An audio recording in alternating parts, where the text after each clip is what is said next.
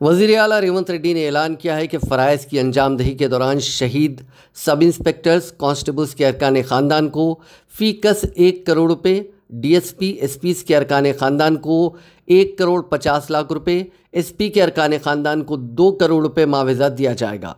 उन्होंने कहा कि अमन अमान के मामले में पुलिस का किरदार अहम रहा है। वज़ीर आला ने हैदराबाद के गोशा महल स्टेडियम में मुनक़िदा पुलिस यादगार प्रोग्राम से खिताब करते हुए कहा कि मुल्क की सलामती और आवाम के तहफ़्फ़ुज़ में पुलिस का किरदार नाकाबिले फ़रामोश है। उन्होंने कहा कि हुकूमत महलूक ओहदेदारों के अफराद के विरसा की मदद करेगी। उन्होंने कहा कि ड्यूटी के दौरान मरने वाले ओहदेदारों को याद करना तमाम के लिए एक तहरीक है।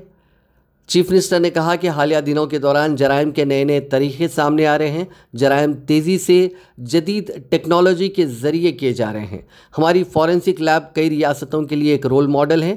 मरकज़ी वज़ारत दाखिला ने इस बात की सताइश की है कि हमारे पास साइबर क्राइम यूनिट है। उन्होंने याद दिलाया कि मरकज़ ने साइबर क्राइम को रोकने में तेलंगाना की पॉलिसी की भी सताइश की है। मुल्क में मंशियात की वबा से नौजवान मुतासिर हो रहे हैं, जिसकी वजह से रियासत में मंशियात का इस्तेमाल बढ़ा है।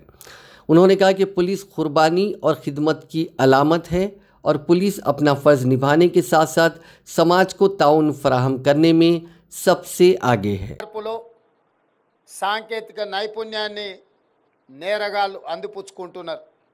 ఒకప్పుడు నేరగాళ్ళను నియంత్రించడంలో పోలీస్ శాఖ సిబ్బందిలోనే కొన్ని ప్రత్యేకమైన విభాగాలను ఏర్పాటు చేసి తీవ్రవాదులను కానీ ఐఎస్ఐ ఏజెంట్లను కానీ ఇతర ఆర్థిక నేరగాళ్ళను అంచడానికి ఒకనాడు ఎస్ఐబి గ్రేహాండ్స్ లాంటి సంస్థలను ఏర్పాటు చేసి మన రాష్ట్రం దేశానికే ఆదర్శంగా నిలబడి అన్ని రకాల నేరగాళ్ళను అడ్డుకునే ప్రయత్నం, అదేవిధంగా ఇతర రాష్ట్రాలలో పోలీస్ అధికారులు ఏదైనా నిర్ణయం తీసుకోవాలనుకున్నప్పుడు మన రాష్ట్రాన్ని సందర్శించి మన అధికారులు చేపడుతున్న చర్యలను అమలు చేస్తున్న విధానాన్ని పక్క రాష్ట్రాల అధికారులు వచ్చి ఇక్కడ శిక్షణ